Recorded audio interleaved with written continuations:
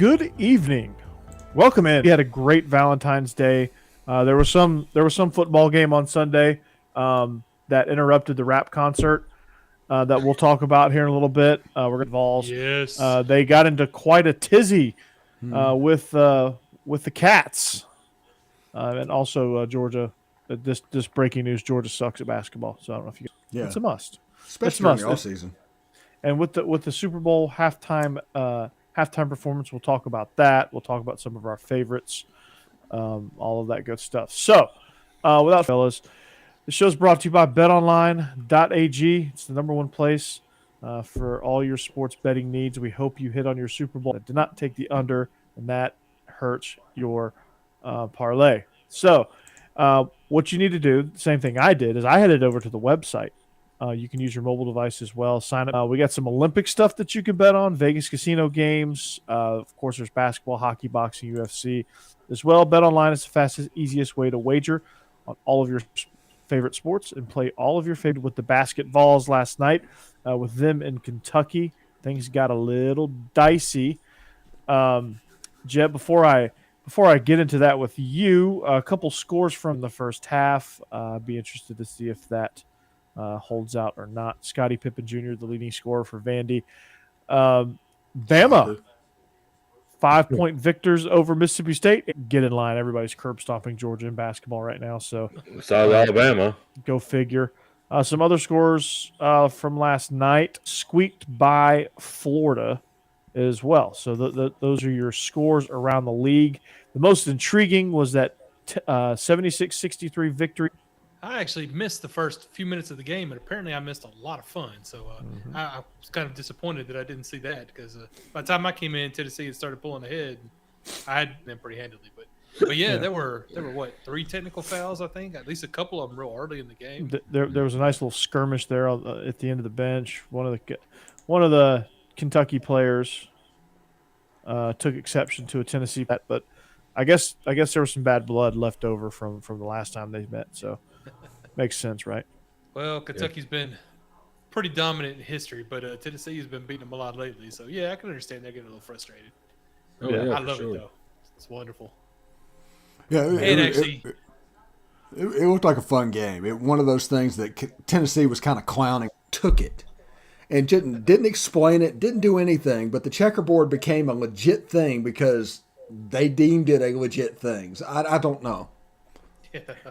Kentucky just kind of seizes whatever they want, man. They kind of just go and say, "Hey, we're Kentucky. We're gonna seize the checker." Actually, Tennessee pulled into tie with them in the SEC right now, so yeah, made it even better. I bet. I mean, hell, everybody's got a nice conference, and I'm interested to kind of see what or hear from what Vinny would have to say. We didn't do a best Beast of the East this week. I gave us all a chance. So we did not do a show with Vinny and Israel, but, I mean, Kentucky basketball, I mean, teams wins, they come and go in the regular season. Oh, yeah. One bullet that I just completely dodged is me and my wife do not even a little bit celebrate Valentine's Day. If weekend before, we'll do all of that, and we'll say we love you and, get flowers the whole 9 yards, but not on that day. On Friday night. We're going out to dinner on Friday night. So, Cheesecake Factory. Of course. No, we're going to Del Frisco's now. Makes me sad is Rodizio's in downtown Nashville is gone because it got blown up. I don't know if they rebuilt that. But I don't think they did. But it just has a bunch of places, so it probably came back better than ever. There's a place called Rotiers, Steve. I don't know if you ever had Rotiers. That place. Not a place. I'd be big fan of that. Nashville kind of lost me whenever they decided to start calling things Sobro and things like that. And it's like, okay, you're trying to make your neighborhood sound special. It's not special. It just really isn't. It's a city neighborhood that. No, it doesn't. What was your favorite barbecue place? In Nashville? Yeah. Judge Beans? No, it's closed down. And that was probably my favorite at the time. But we had a little place in Smyrna that was Bob's Barbecue. That was pretty good. Oh, gosh. My favorite, Steve, did you ever have Edley's? No. It's a special occasion type deal. They don't do it all the time, but yeah, most people do it. It's like a thing to do in Memphis, or at least Franklin, I Bleav, called Dick's Barbecue. That's really good out there, and they have now brought one down here to Bridge Street. So yeah, it's really good. This is true. In our little area, it does. Yeah, we found a place that's somewhat passable called San Diego's, but that was like our fourth choice of all the Mexican restaurants in Winter Haven. Yeah. Caribbean food down here is pretty good. The actual Mexican food is actually, we're a long way from Mexico if you think about it. I mean, you don't get a lot of. We have an authentic Mexican restaurant fixing to open up about 5 minutes from where I live, so I'm about to shut it down. Okay. Authentic Mexican restaurant. El Mexico. Mexico. I grew up on El Mexico. Never had it. I'm going to try it. No, El Mexico is the name. This is a completely sarcastic thing. Don't go there for the food. Just El Mexico. Also, there's a place in Alabama I used to see whenever I drive home and go down named Justin. Where was that sign at? It's in North Alabama somewhere. It's probably somewhere around Coleman. Oh yeah, I know which one you're buddy. Confuse us, all right? It's kind of like going to a spot that just says it's just called foot massage. I mean, they're right to the point. Oh wow, there's a lot of foot fetish people who would go to their place for sure. Yeah, I drove right on by. I'm not a foot guy. So I don't understand all going on.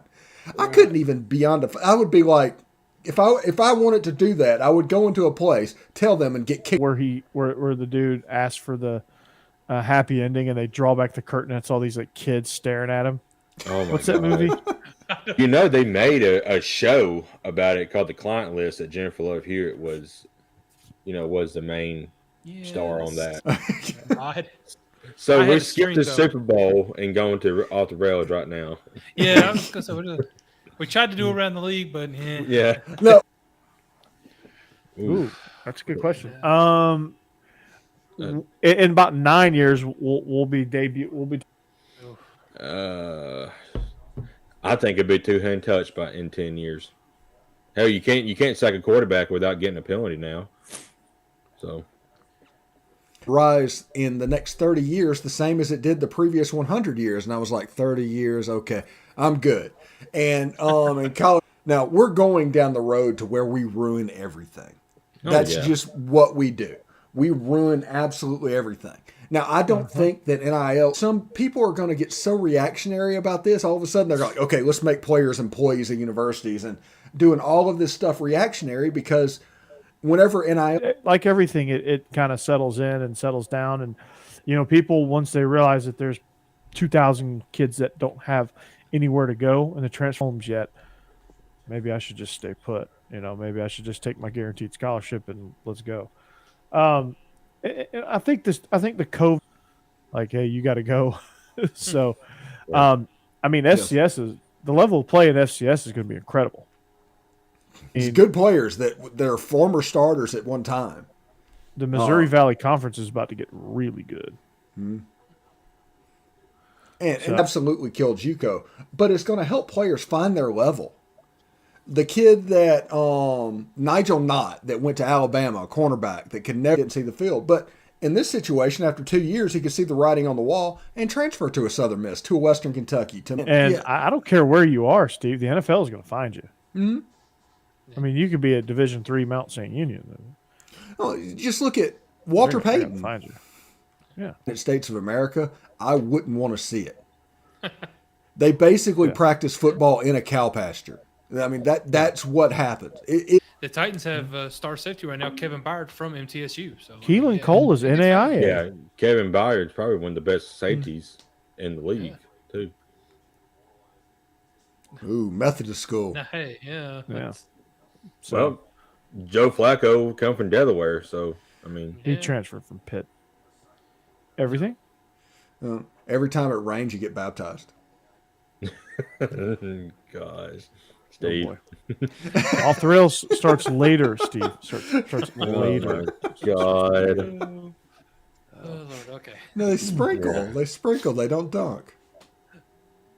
Yeah, I see what you did there. Yeah. Oh boy. The positive about being Baptist is every Sunday you have some kind of dinner at the church. With no dancing. And then when they go home, they drink like a fish. Yes. But they will not do it in public because somebody else could see them. Yeah, the Baptist religion. I grew up in it. It is one of the most hypocritical religions in the history of the world. Yeah, we had a group. I guess every time it rains, I get baptized because I'm Methodist. Technically, Yeah. I'm Methodist and married into a Catholic family. No, that was a Catholic church. That was a Catholic church. Okay, I Yeah, you remember. I had a Catholic wedding. My wife is Catholic. We didn't convert to Catholic. We're not Catholics. Yeah, it seems like a lot of work. We're kind of like nothing right now. But if I had to put a denomination on myself, I would say that I'm still Methodist. We had a group when I was growing up. I was in high school. There's a group of parents. They called themselves the Margarita Methodists. They would get together and they would, drink margaritas every Friday night. Yeah, well, I'm Episcopalian and I've had barbecue and beer in church. So, wow, what a religion! Yeah. Yeah, I got married in an Episcopal church. Yeah, the one that I had beer in. Mm-hmm. Well, join in the chat and tell us your religious experience. Yeah, I will not go back to because of all the kneeling down, and I have bad knees. And I was like, what is going on? And kneeling and standing and kneeling and standing. And then by the end of it, I was like, no more. Can I find a church that has the snake charmer? Either the snake has poisonous snakes in it, the church has poisonous snakes in it, or it's not really a church, right? No, I don't do snakes. Can I have the one where they Winchester? Well, never mind. Did they do that in Winchester? I don't remember seeing snakes. I'm looking for a church that serves Kool-Aid and they give you a fresh pair of Nikes at the door. I thought he was talking about Jim Jones's little thing. Yeah, I was going to say that's Flavor Aid. I still don't drink Flavor Aid, by the way. Yeah. If any religious function is like, I look over there and it's like, nope. No, I'll drink sweet tea. I don't think they would poison the sweet tea because they're from Mississippi. Yeah, that's like the one thing you don't do in Mississippi. No. It's one thing you don't do in the Deep South. No. Yeah. No. And don't bring unsweet tea. Good. If you want to see a group of old women judge another group of women, show up to a church function with unsweetened tea. It's like, what are we going to do with that? Yeah, that's the thing, and they start to view it as like toxic waste. It's like we have to store it somewhere. And, find some sugar, dump some sugar in it, and make it sweet. We got to eat it with a fork and a knife here.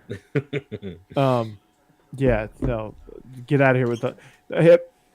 I mean, I know you guys have, but have y'all ever? Do y'all know the feeling when you walk up to the sweet tea jug and you're all excited and you're like ready?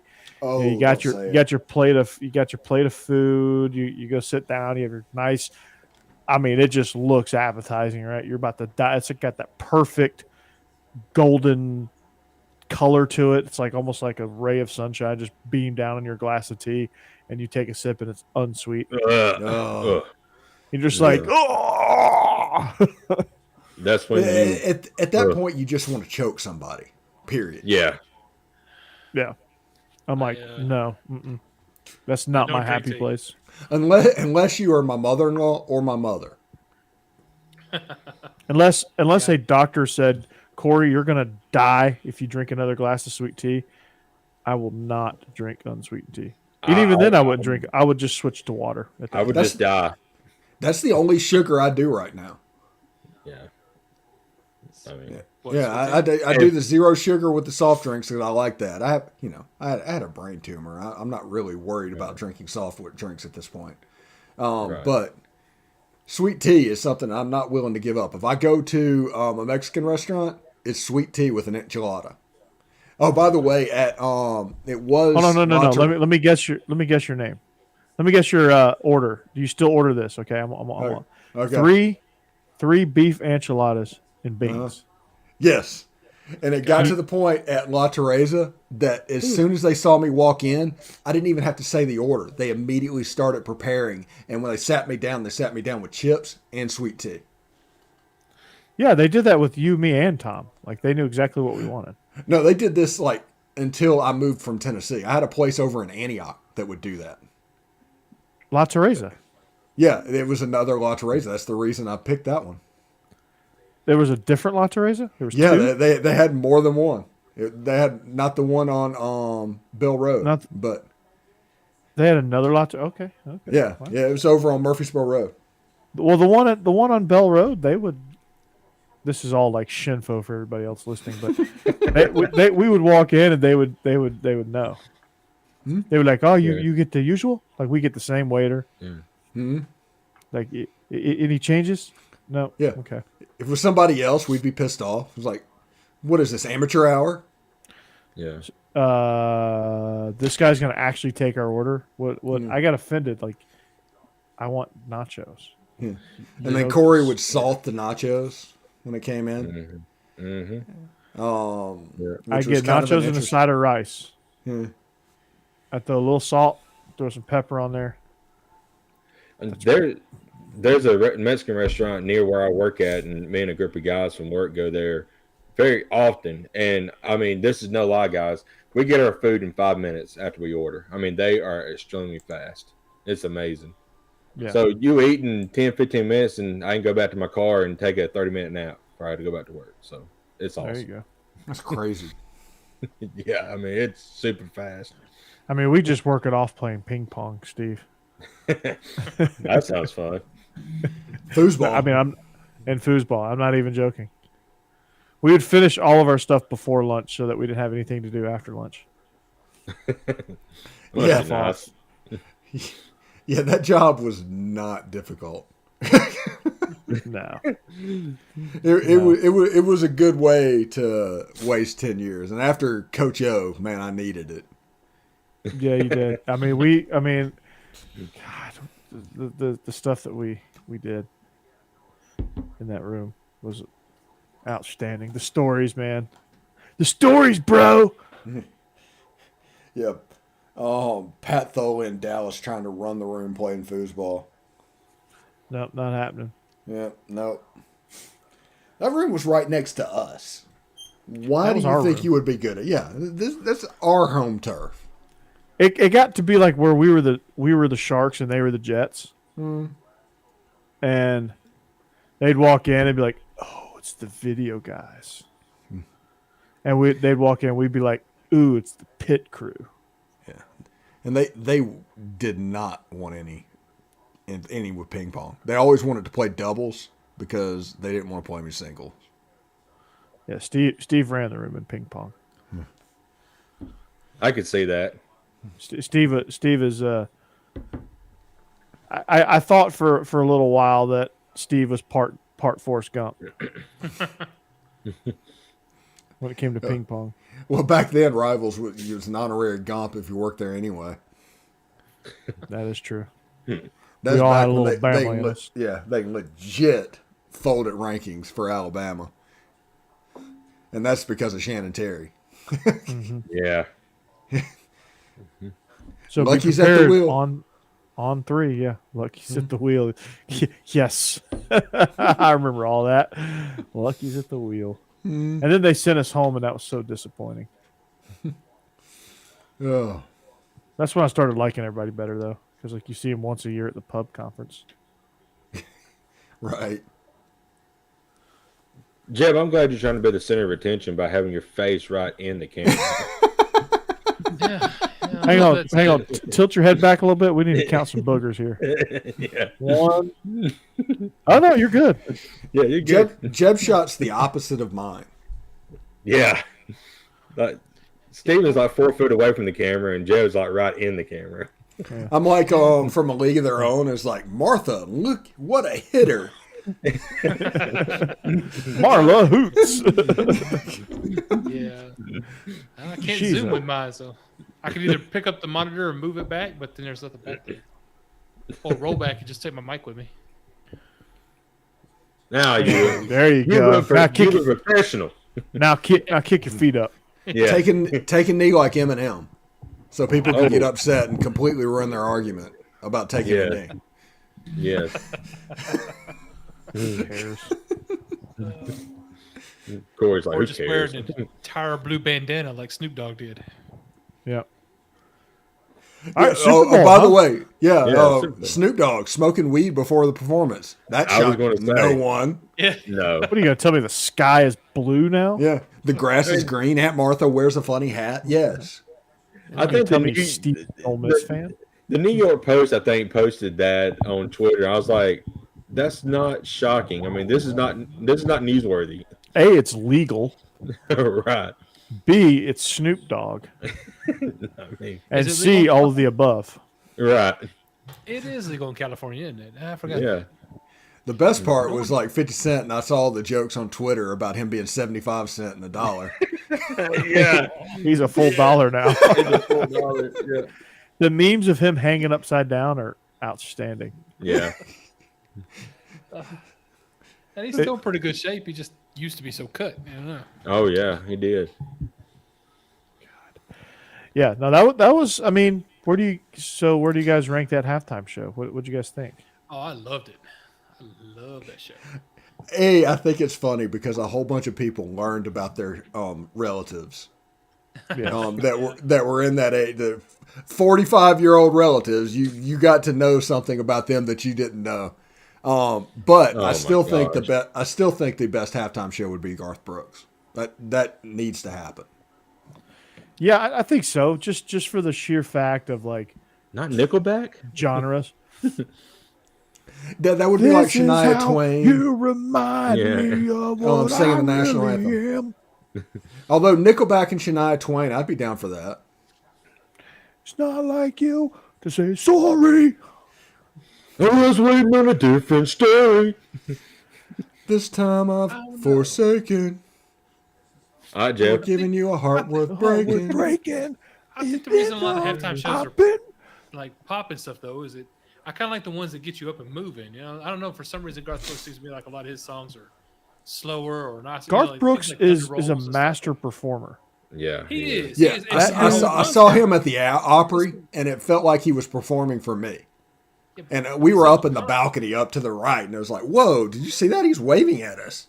And he was like, no, he's not. He's just really good at what he does. I saw him at Bridgestone, and I was exhausted. That's how energized he is.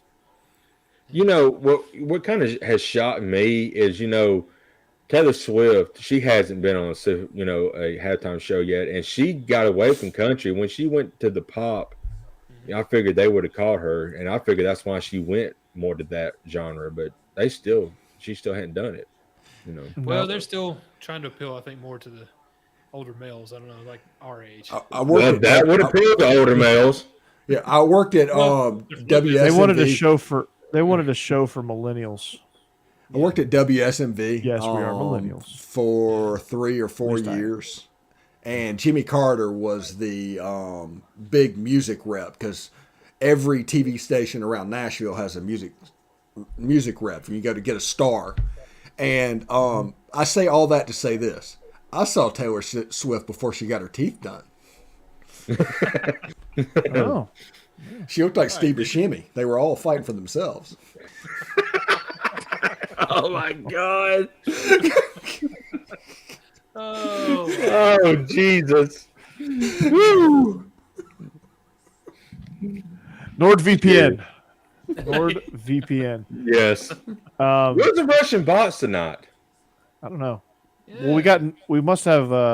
They heard about NordVPN. They heard that we wanted more peace of mind. All right, that's what NordVPN is here for, to get rid of the Russian bots. They give you peace of mind when you're online. With all the threats that you will face today on the internet, like Taylor Swift's teeth fighting each other, it's more important than ever to be sure that you have the best VPN you can get.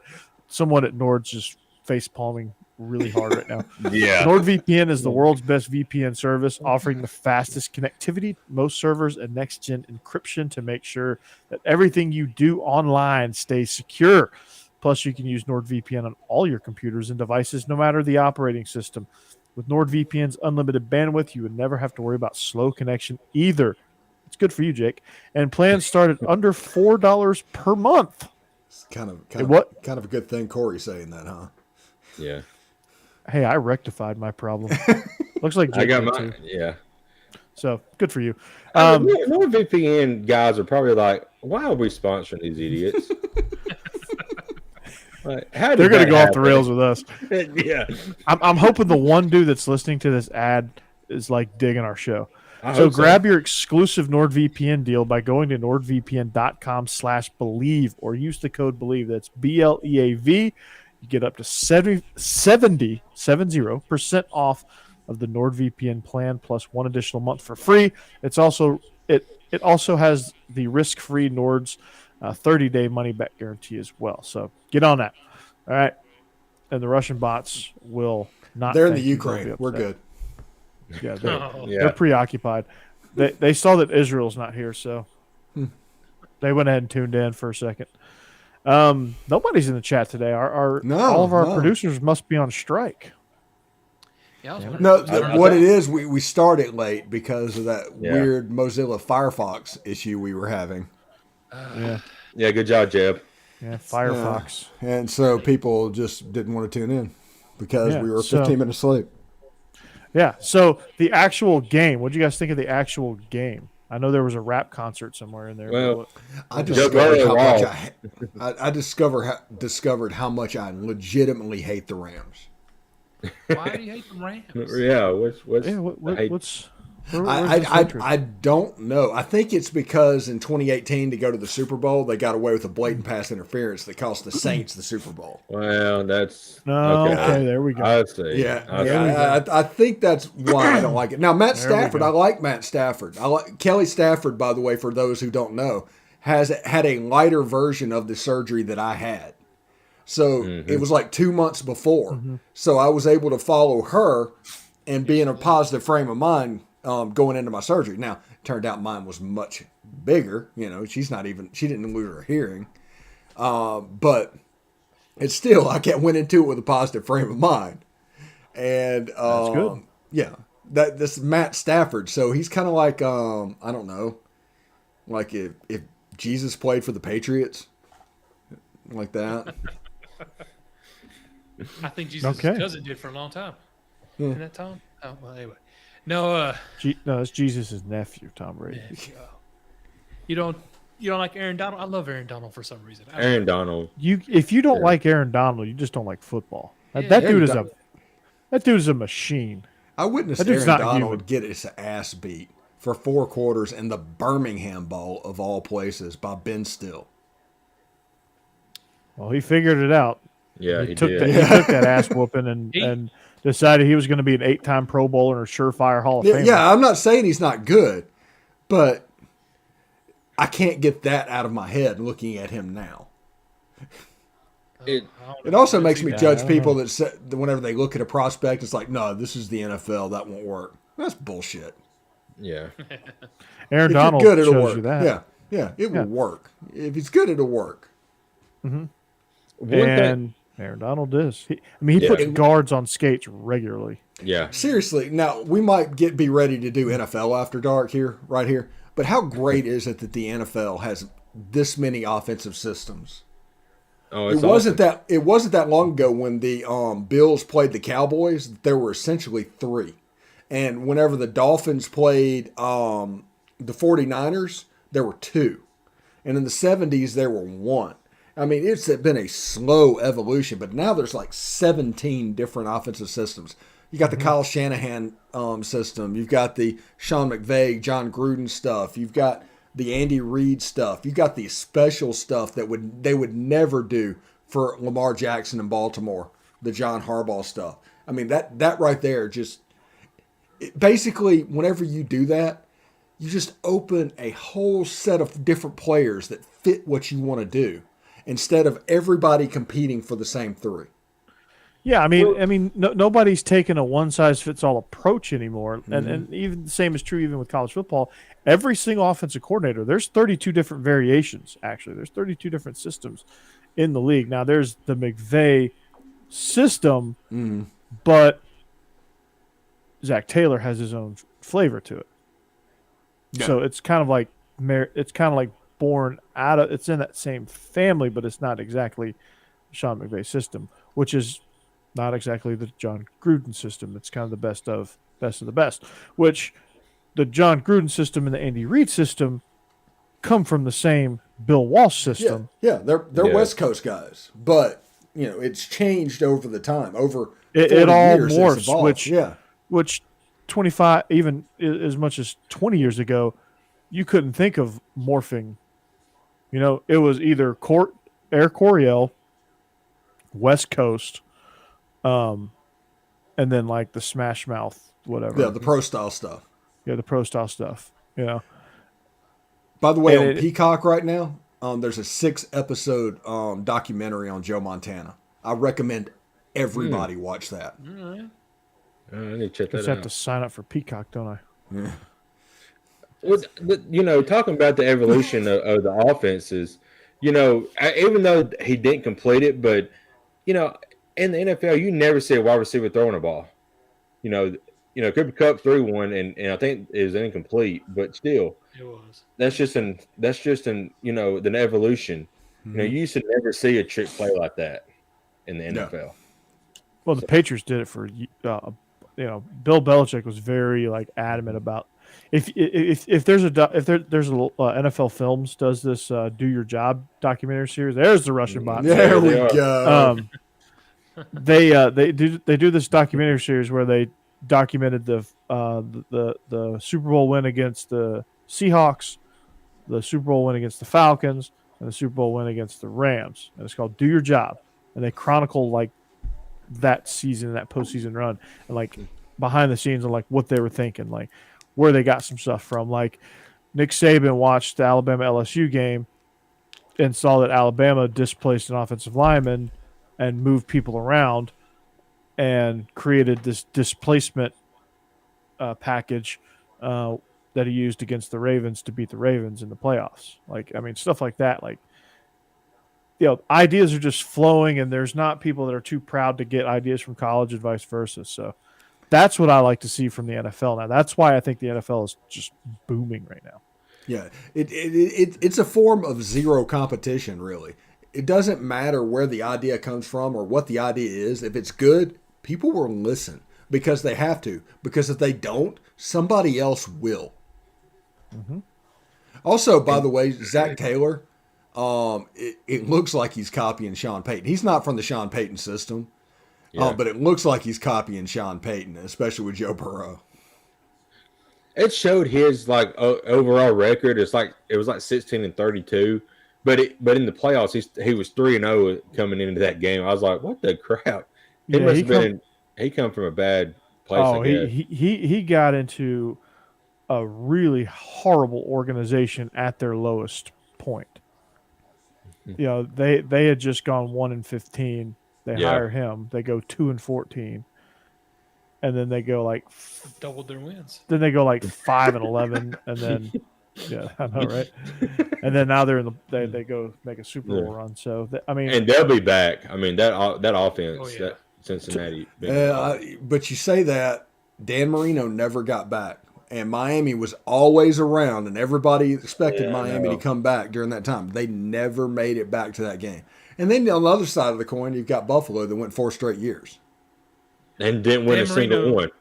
Dan Marino. Beatrice Tracy says, blah, blah, blah. Beatrice says, the noon rent.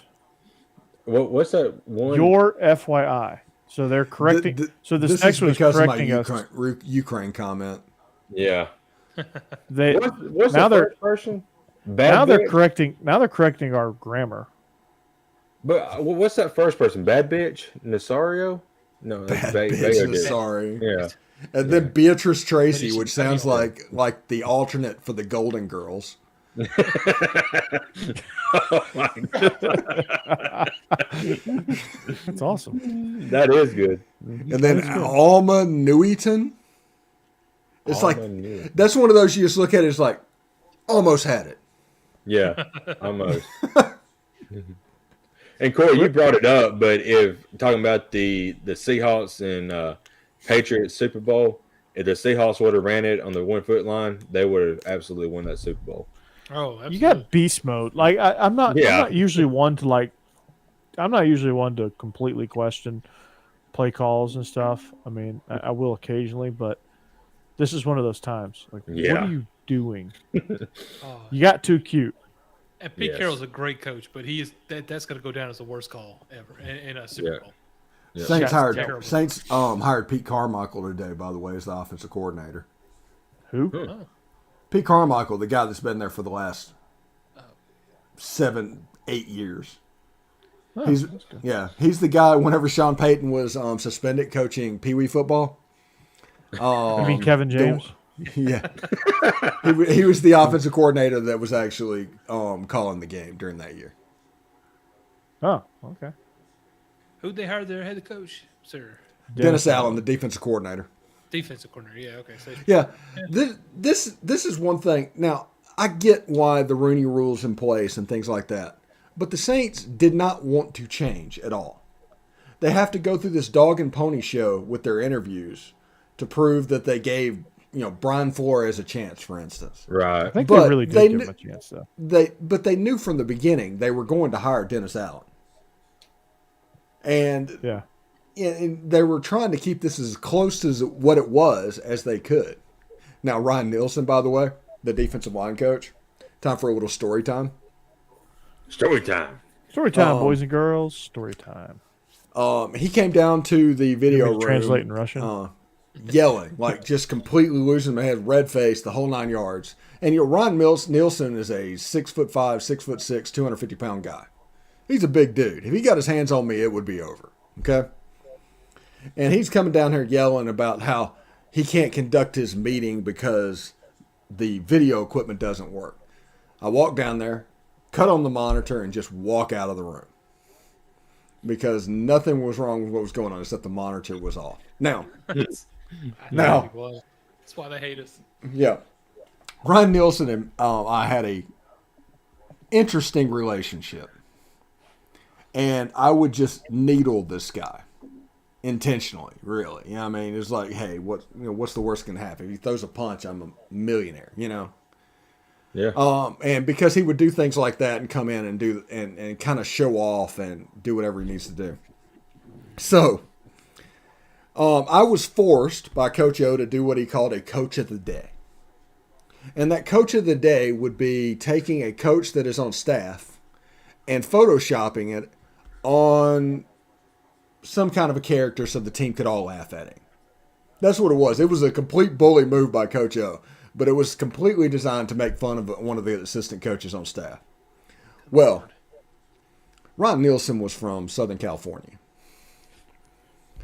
And Becky immediately saw that he looked like Vanilla Ice. Oh my gosh. And she did a Vanilla Ice thing with a Rush Baby thing on there. I mean, nothing. The kids went nuts when they saw it. It was fantastic. So as soon as it was over, he came down and threatened to... Is Becky trying to get you killed? Well, that's what it said. As soon as it was over, he came down and threatened to kick my ass. And I was like, okay, that's fine. So he did it a couple more times, just completely unbearable. It just wasn't nice. So we had a high-ranking boosters meeting where all the coaches met, and part of that was they got a highlight video. Well, part of that highlight video that I cut was 5 seconds of Rush Baby on the screen, so they could all see it in two. So he came and threatened to kick my ass again. And then again, he threatened to kick my ass again. And at one point, I decided to turn in my 2 weeks' notice and get out of there because it was just untenable. But before I left, I went into all the video for the upcoming season, renamed it to where it looked like every other piece, and intercut all through every game highlights Rush Baby through the video. They couldn't find it to take it out, but it would just show up at any times when they were watching film. And that was my little FU to Ryan Nielsen on my way out. That's awesome. Wow. That's awesome. Yeah. If he'd just been a good sport about it, none of that would have happened. Yeah. And this Yeah, podcast is probably not existing because if you want to, it's still an Ole Miss. Yeah, you want to threaten physical violence, deal with the BS that comes your way. Because I will be petty forever. If anybody knows me, I will be petty forever, and I have no problem with it. Those are facts. Yeah, but him threatening to kick my butt over something my wife did, and really mad at her for doing it, and that's kind of a problem. And he's the defensive line coach for the Saints now, and it is what it is. It was funny. Wow. I'm glad I did it.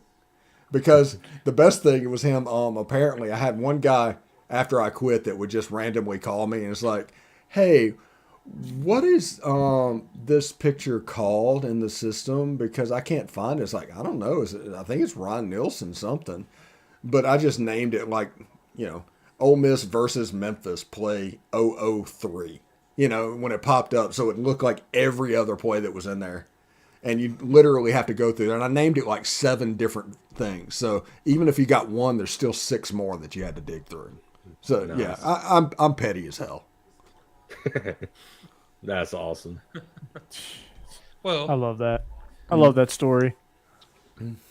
Speaking of coaches that gave us trauma, I heard Alabama hired Derek Dooley. So y'all are going to win again next year, I'm sure. Offensive co-coordinator? I don't know. Is Saban going too far with this coaches rehab program? Just goes and grabs everybody. But it's all analysts. Now this is when it comes to the 10 on-field positions, it's now 85 or 90% recruiting. Yeah. Ole Miss's coaches are all 33 years old because you need the energy to do it. And it's guys that you can recruit really well, and then you can relay what's told.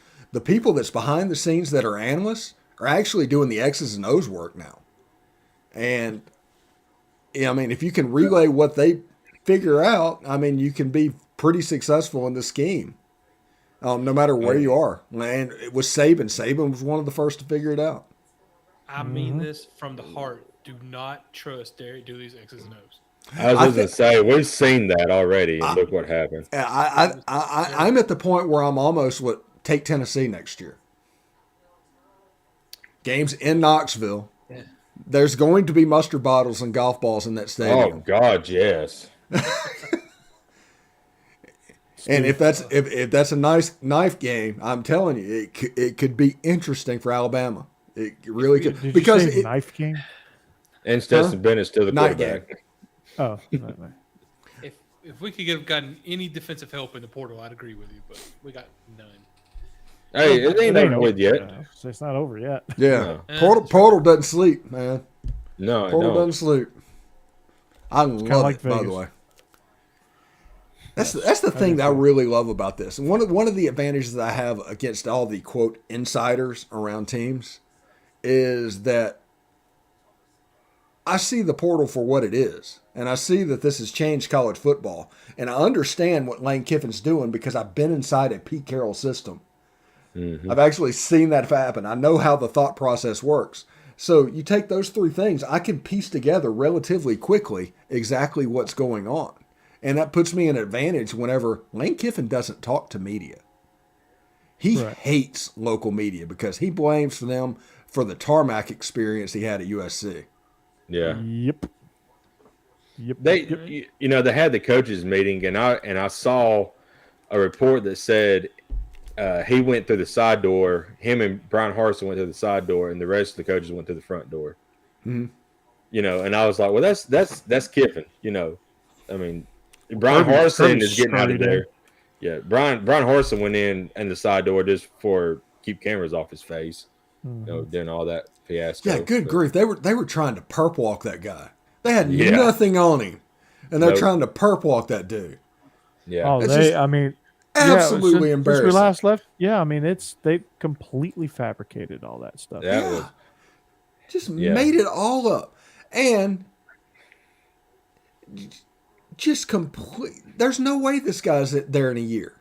This guy's has to be looking at the first thing smoking. Well, here's the thing about it. Even though he may not be there next year, we've all known it for a while, especially all of us on the show. But Auburn doesn't have a coaching problem. It has a booster problem. Mm-hmm. And he exposed that. So, maybe it'll get fixed. I doubt it, but the fun thing they're talking about, one of the things that Saban did when he took the Alabama job was Alabama had a booster problem at one point too, and Saban kind of just like put them in their place. These winning games, do what they need to do, but there's no booster. They're trying to do that at Auburn right now, and it caused a mutiny after year one. And they're going to keep digging. Now, the fact that this one was fabricated means that almost Brian Harsin has carte blanche to do whatever he wants to do. Yeah. Because nobody's going to believe them ever again.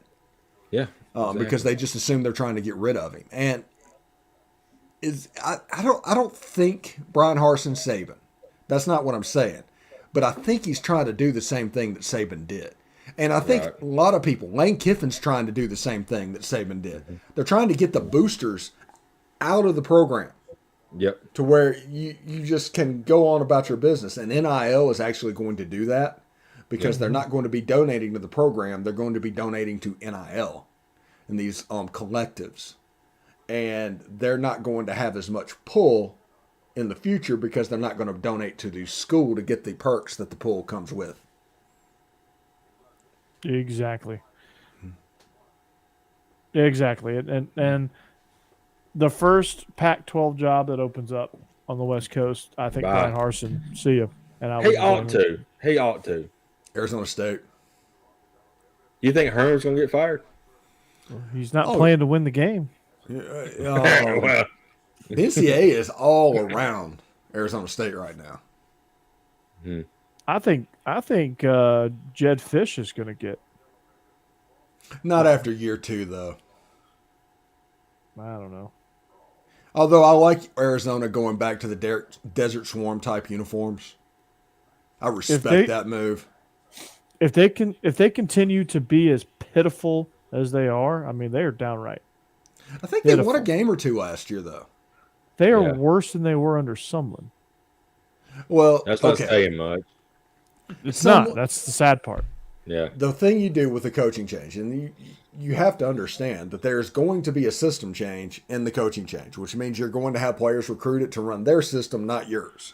So in doing that, whenever someone gets gone, the team is going to take a step back because it's an 0-12 team going down to run a system that they're not prepared to run.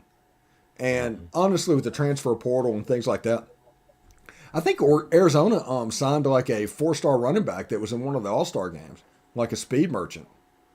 Well, we'll see how that pans out. Yeah. I mean, if they don't show any improvement, I mean, the weird one's Washington. That's the one I don't understand. Well, they pruited themselves a little bit with Jimmy Lake. He got it like they hated that hire, and he did him a favor by putting his hands on a kid. Yeah. He tried to Woody Hayes it. Yeah. Yeah, he tried to Woody Hayes the situation, so he did them a favor. He was terrible as a head coach. Yeah. I don't even know who they hired. I don't either. But why would Chris Peterson pick that guy? Right. I mean, he was a good assistant, apparently. Yeah. I mean, I don't know that all those aggressive skeletons. I guess those were exposed when he became a head coach, and the best and worst in you come out as a head coach when all the pressure's on. I mean, there's some coordinators that need to be coordinators because they're not great head coaches. I mean, he was probably a great assistant under Peterson because Peterson had the thumb on him. Right. And and I think a lot of that, it's like DJ Durkin. Like DJ Durkin gets his own program. He does all this weird crap, but he gets under Lane Kiffin, and you hear nothing about him. Mm-hmm. He's an assistant. I imagine he was in his dress whites the whole time. DJ Durkin at Ole Miss just comes squeaky clean, all white uniform. There's no dirt on me. I'm doing this exactly by the numbers. Because I'm going to get out of here and rebuild my career because the strength coach decided to not do what he was supposed to do. Yeah. Yeah. And I'm going to play all these weird like nature videos all the time. But that made sense. Give my players PTSD. At Maryland, he played shark videos all the time and shark attacks. And at Ole Miss, that's normal. That's true. And it is normal. Yeah. It is normal. But like land charts. Go read hey Russians, if you can translate it. Go read about DJ Durkin. It's like disturbing reading about some of the stuff that he that went on at Maryland, the toxic culture that he had there. Yeah. And also no football coach, present company excluded, Corey. I'm not saying this, but no coach that's a D1 head coach is normal. There's something. It's all relative. They're all obsessive. Yeah, they're wired a different way. People. And they view it as an easy way to get motivation, to do with recruiting, but it's all wired a certain way. And D1 coaches all are a little bit different. Lane Kiffin, he's wired different from that even. Yeah. I mean, he's a complete introvert, and he's that guy that can. He's the guy at the arcade that could just walk through Missile Command without even thinking about it, because he understands the patterns whenever he sees it comes down. He's that guy, but the football coach. If he wasn't a football coach, he would be being picked on because he's that guy in the arcade. I mean, that's what Lane Kiffin is. Yeah. Mm-hmm. If Kirby Smart wasn't a head coach, he'd probably be. I don't know what he'd be doing. Kirby Smart. Okay, we can play this game a little bit. Kirby Smart to me would be, if he wasn't coaching football, would be a really good used car salesman. Mm-hmm. He'd probably own a dealership. Yeah. It's like, and he'd be the guy that partied with what do I need to do to get you in a 2015 Taurus? He'd be Daniel LaRusso. Catch my drift there. Yeah. Okay, so let's keep playing this game. Josh Heupel. Yeah. Let's see. Go ahead, Jeb. No, I have no idea. I don't know. Don't know him that well yet. Josh Heupel would be an accountant. Yes, he would be. All right, yeah. Nick Saban. Lawyer. Yeah. Yeah. He would be the lawyer prosecuting not whoever the Daniel LaRusso character was in My Cousin Vinny. Yeah. Oh yeah, kids. Mm-hmm. All right. Mm-hmm. All right. 2 Utes. All right. Yeah. Let's see. Sam Pittman. What is Sam Pittman? Sam Pittman would own a barbecue restaurant in Northwest Arkansas. And have a damn G-Box in it. Yeah, and be a pit master. Yes, absolutely. Eli Drinkwitz. I feel like he'd be working in a lab somewhere. 7th grade math teacher or biology. I was going to say lifeguard. No. I would say he's working in a lab somewhere, like testing stuff. I don't know what stuff that is. Testing shampoo. I don't know.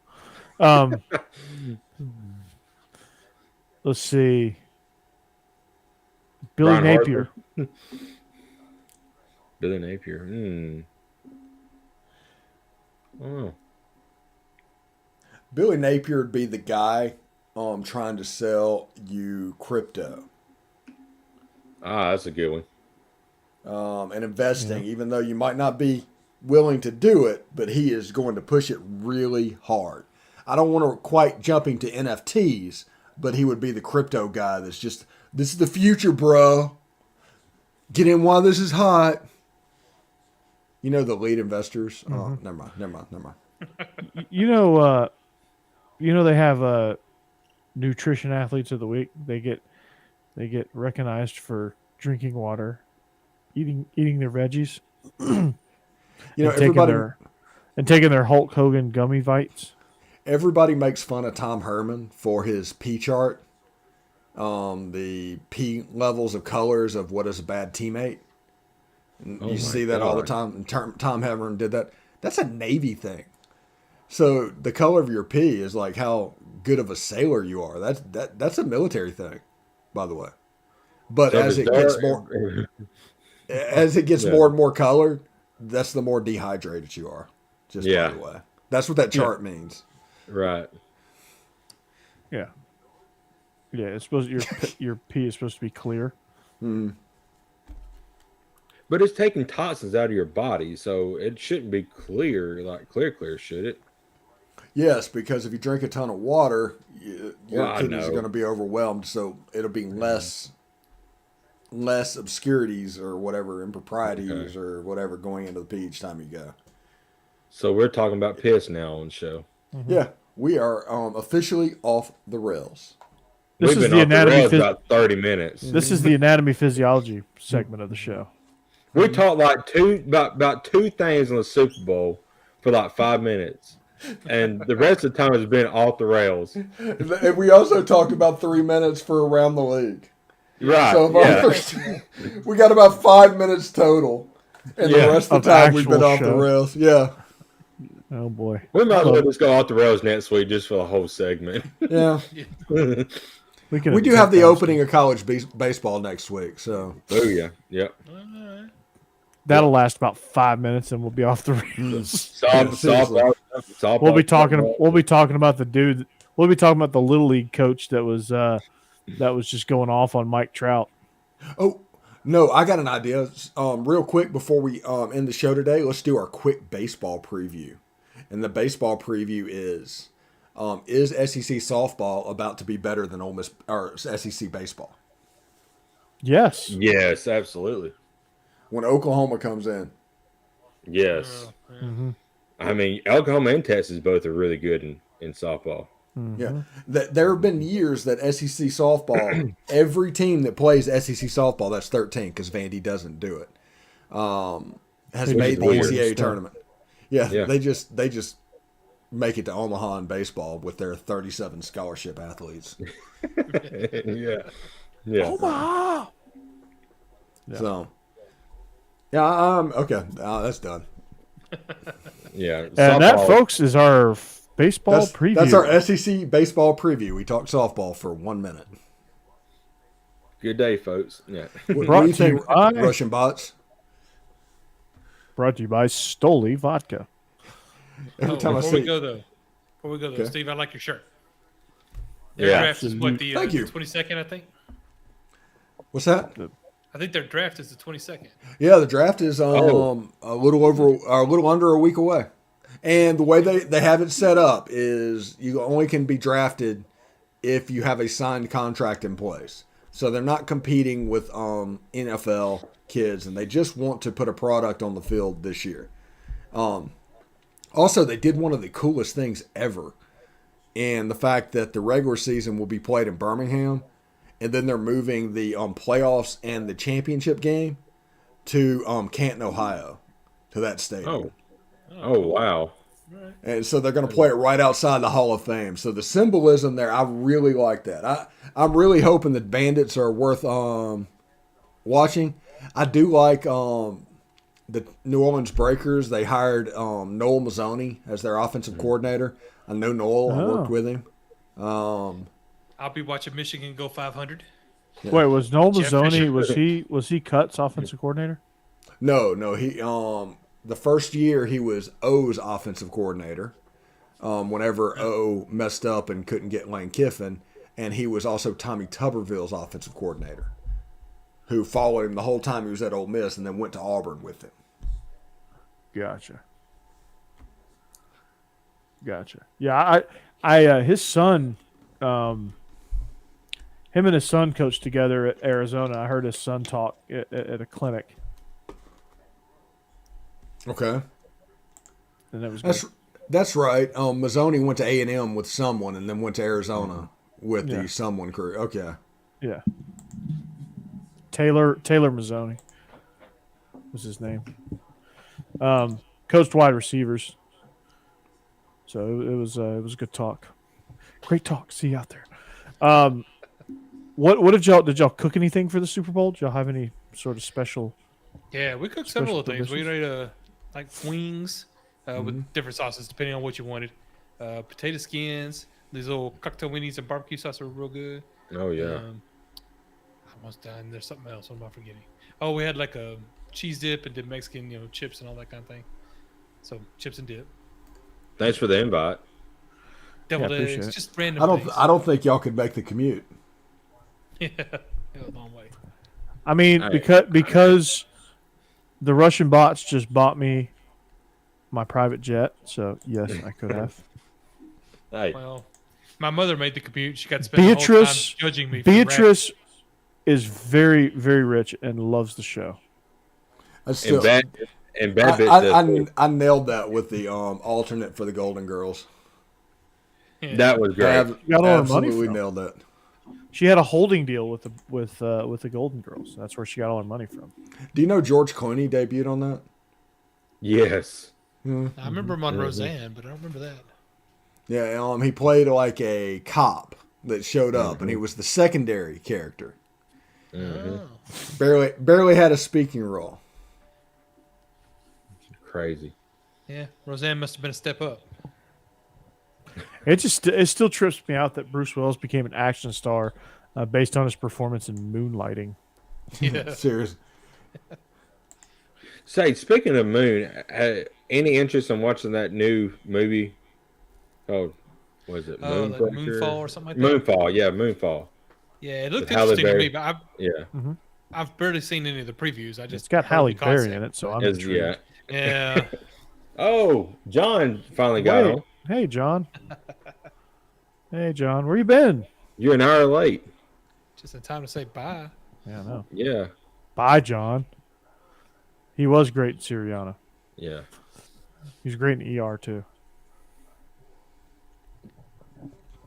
He's great in The Bandit, Smoking the Bandit, too.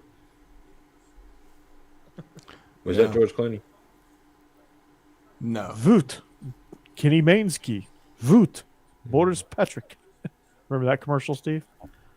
Where they did it in all the different languages? Hey, John joined us right here at the end. Thank you, John. It was just you and the Russian bots, buddy. Steve, are you on delay? Yeah, I just looked at the chat. Well, we talked about that 5 minutes ago when he joined. Steve is on a 5-minute delay. Yeah. It's not the first time. Okay. He had a bunch of cuss words he had to bleep out, so he put us on a 5-minute delay. So. Yeah. Oh. I mean, off the rails. I mean, we go off the rails. Seriously. I did ribs. We did, chips and salsa, ribs, buffalo chicken dip, Nice. pizza crescent rolls. Yeah, we just did pizza. All right, I'm up to 470 subscribers on YouTube. That's what his YouTube channel. That's what he's looking at. He's not interested in the show no more. He's worried about his show.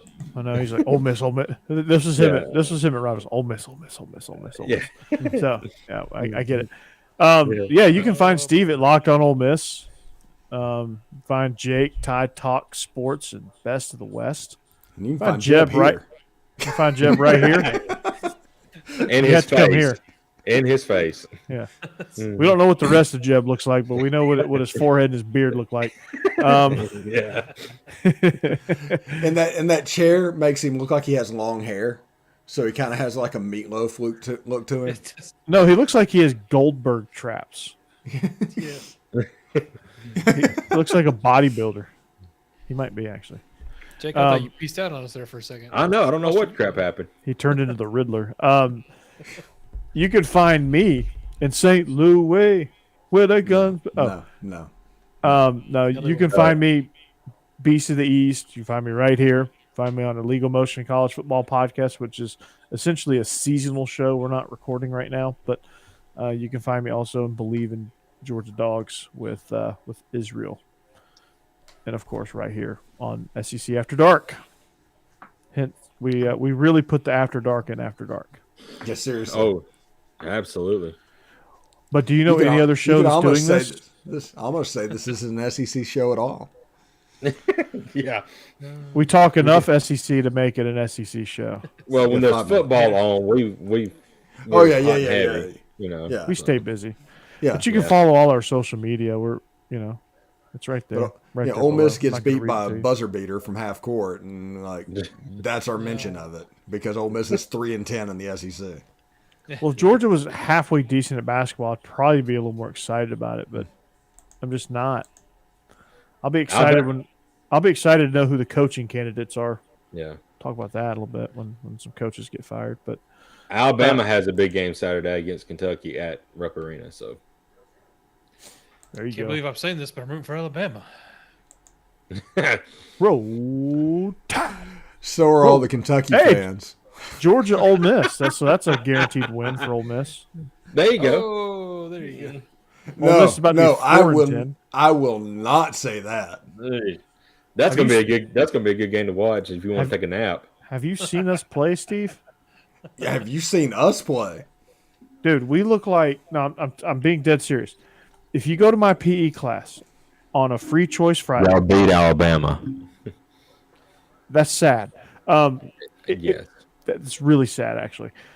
If you come to my PE class on a free choice Friday, right, and you see a 5-on-5 game, Is that next to the Free Love Freeway? Anybody? Yeah. Anybody get That's that? no, I didn't get it, but it sounds fun. That's what we look like. We look like the pickup team that we all stand around the 3-point line and just launch threes and not really do much else. No. Ole Miss basketball looks like a game that your PE teacher invented that's not even basketball.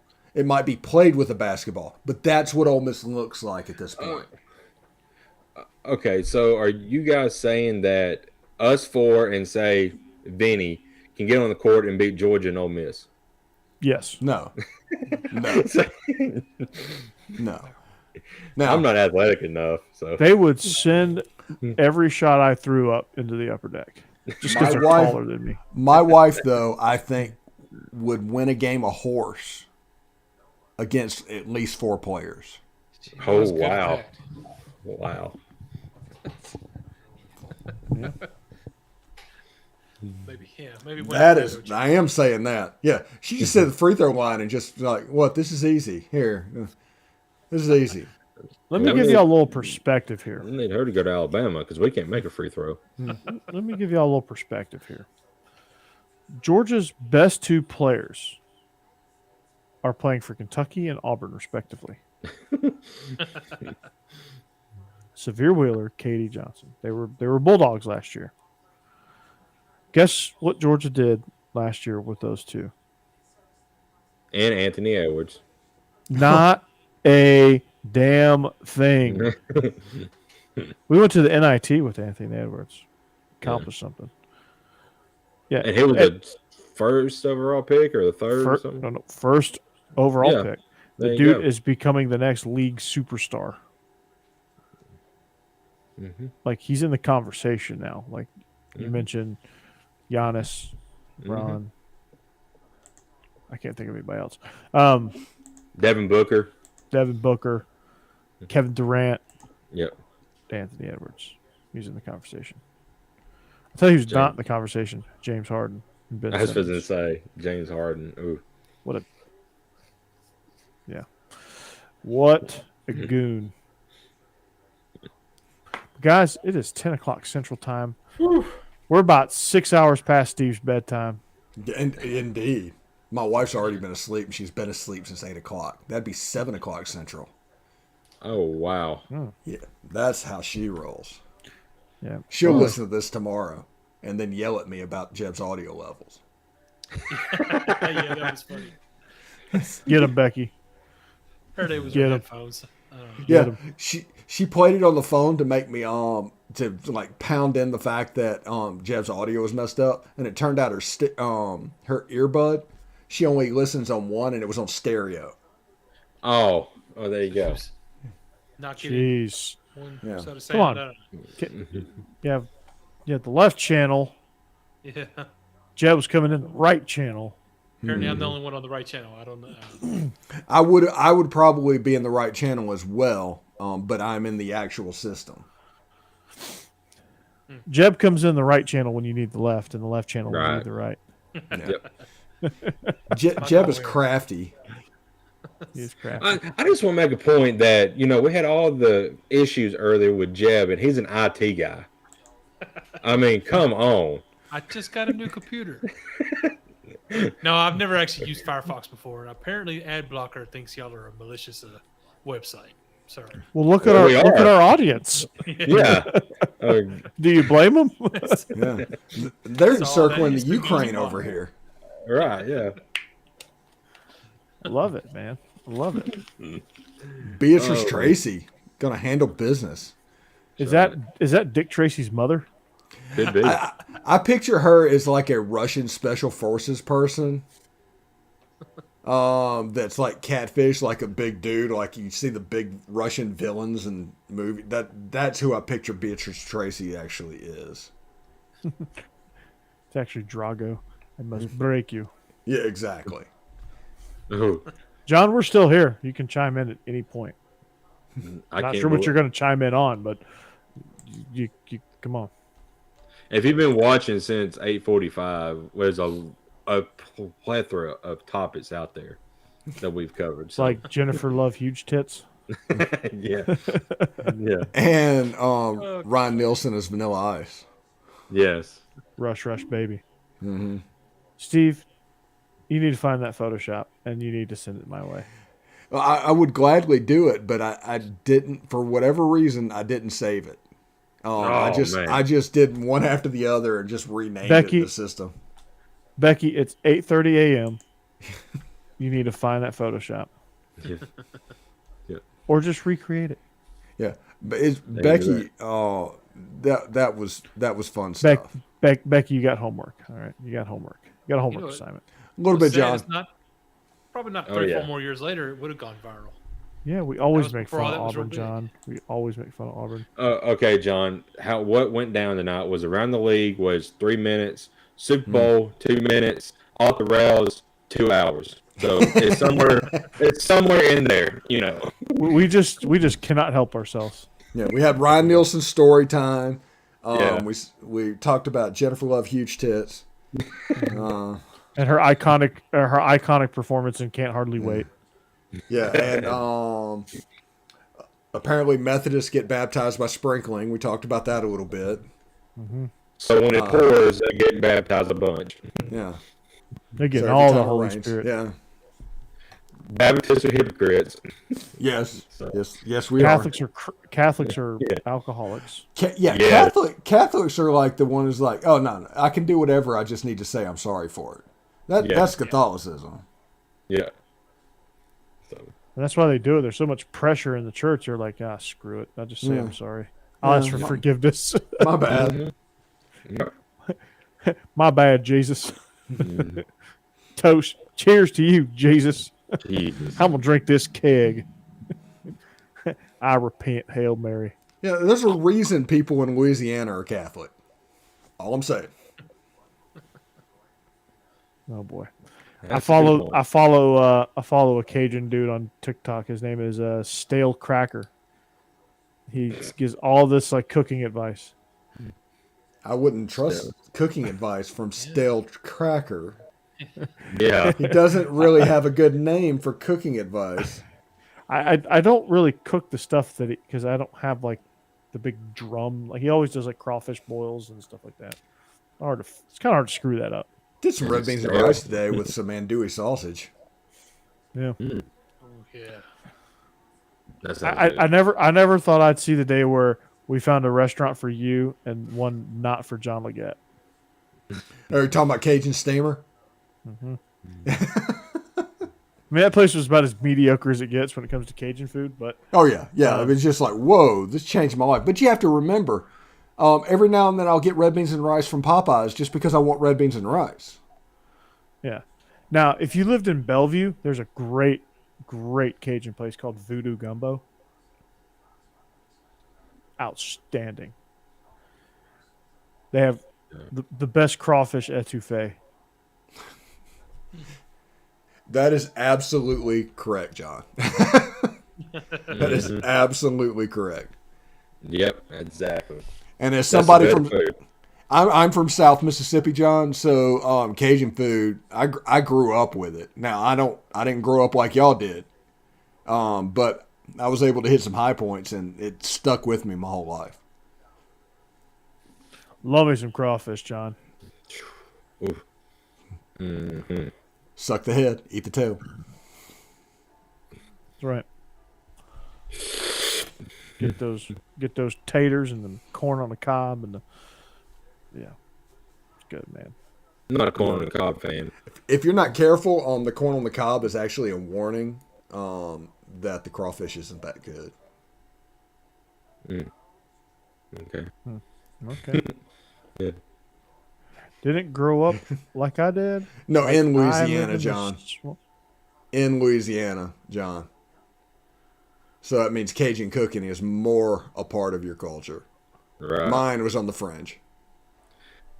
I mean, you can go out and catch your own crawfish, gator, and all that. Gator po' boys are outstanding too. Never had gator. Heard it tastes like chicken though. You don't live far from a swamp. I figured. Yeah, I had gator. I ate about one day. As a practical joke, my stepfather got gator to try and feed it to me, and I ate him out of about $35 worth of gator. So the joke was on him. Right. Yeah. I've had a rattlesnake, but never had gator. Technically, I lived close to a swamp growing up in Georgia, the Okefenokee Swamp. Ooh, that's where the Addams family went on vacation. Yeah. There you go. Yeah. Y'all didn't see that coming, did you? No, I did not. Did not see an Addams Family reference in your. Did not. It's see gonna that. have one in every show. Yeah. Oh, yes. There you go. Sold gator tail. It was amazing. Yeah, Georgia was like a barbecue state. So that's me. That's Mississippi's Alabama. catfish. If you want to know what Mississippi's known for, it's catfish. Catfish is fantastic. You go to a catfish house, it's amazing. Georgia's barbecue and produce. Peaches. In North Florida's down Mississippi, here. Peaches and pecans. North Mississippi, you love get the good catfish It's and pecans the Memphis barbecue. and pecan pie. Because Memphis barbecue is the bomb. In Florida, it's a meth. So we're enjoying it down here. Yeah. Meth and citrus fruit. That's what Florida Florida does. Florida's awesome. The mask requirement at Disney World goes away tomorrow. Ooh. Indoors. And I will be there March 11th with Jeb, and I'll be there April 1st with Becky. Cool. Yes. Yeah, go to Magic Kingdom. Steve's wearing his Trump mask though, because No, I don't. My wife gets mad at me. And what Florida is also known for is the damn Everglades that has every kind of animal known to exist, living in there. I mean, y'all got damn pythons that's like bigger than my house. you mean but their pythons are bigger than these. Oh yeah. 18-inch pythons. Yeah. Get these 22-inch pythons. Oh yeah. Roll Tide. Okay. That was a cross between Hulk Hogan and Randy Savage, by the way. Yeah. Yeah, I gotta work on differentiating the two, but it's kind of the same, Yeah. It's kind of like brother. Let me tell you something here, brother. Yeah. You can't escape these 22-inch pythons. What you gonna do when the Hulkster runs wild on you? And that kind of looked like Scott Steiner. Steve. Yeah. He used to do that. The big Yeah, Papa that Pump. close one. Big Papa Pump. Yeah. In college, I invented a drink and called it the Steinerplex. Oh. I don't remember what the drink was, but I remember the name of the drink was a Steinerplex. Must have been a good drink if you can't even remember it the next day. Yeah. But I do remember the something. Steinerplex. I drank something. I called it the Steinerplex. It Steinerplexed me, and Yes. All I know is I woke up, my neck hurts. I don't remember a thing. No, I'm wearing a Matt Jones jersey. That's the jersey I got on.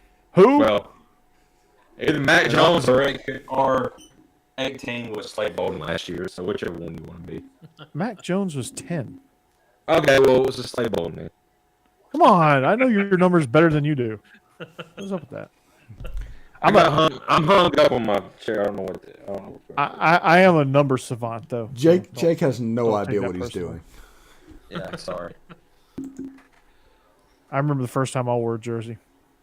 It was in high school. It was on a Friday.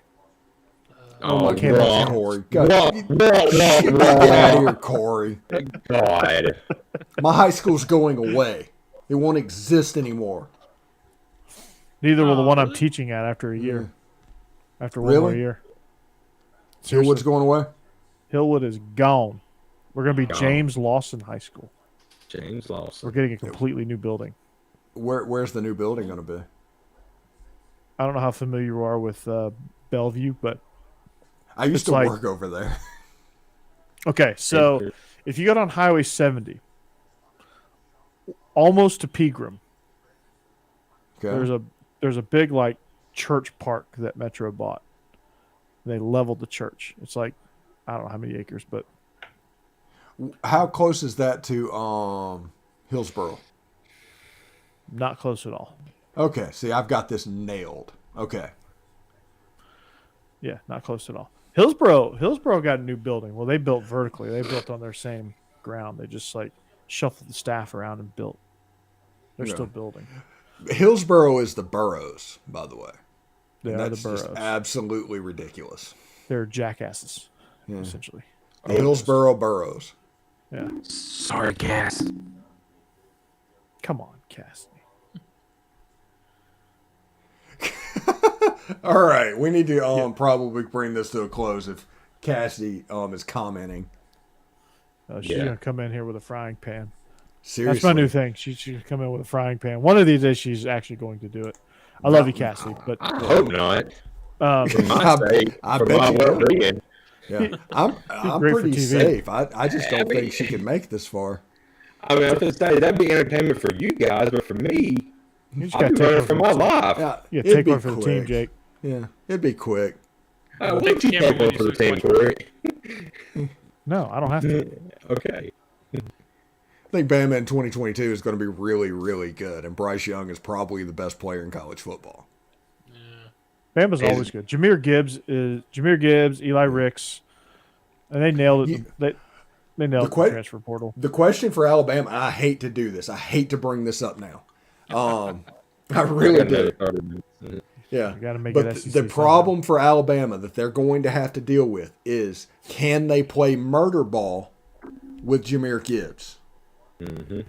The stuff that Brian Robinson, you can count on and be able to do that. Jahmyr Gibbs can't really do that. They don't have to with what they're going to have. But they're going to have to, because they're going to have to replace Jamison Williams. That's a big loss. Yeah, that is a big loss. But they have other backs, too, that they can close the game. Chase McClellan and Rodell Williams. Yeah, we saw them this year, though. We saw what the offense looked like with them. And it was a bunch of one-score games in the SEC. Yeah. There's an element that Brian Robinson brings an element to this team that I don't know if this is going to be able to have. You had Georgia by the balls and you let them go. Yeah, when Jamison Williams went down against Georgia, that game was over. I don't think Alabama was winning that game with Jamison Williams, but without him, they had no chance. I think Georgia had a really good game plan for Jamison. Mm-hmm. They weren't gonna. I mean, they were just gonna hit Bryce until Bryce just started seeing ghosts. That was the game plan. Just level. Sure, that SEC championship game, but I know. Yeah. I don't know what that game plan was. Yeah. That game plan was to play him again in the national championship game with a game plan that actually worked. Yeah. That game plan was, let's show the world that we're going to give Bama our balls in a jar, and then take them back. They unleashed hell in Michigan. Hey, because of that game, Bryce Young won the Heisman, though. So hopefully y'all got a thank you note. A Christmas card, at least. Mm-hmm. All right. Well, now that our chat's really fired up, 2 hours into the show, we might about to fall asleep over here. Look at him. Jamison Williams had over 1,500 yards and was cooking Ringo. Okay, let's not relitigate the national championship game.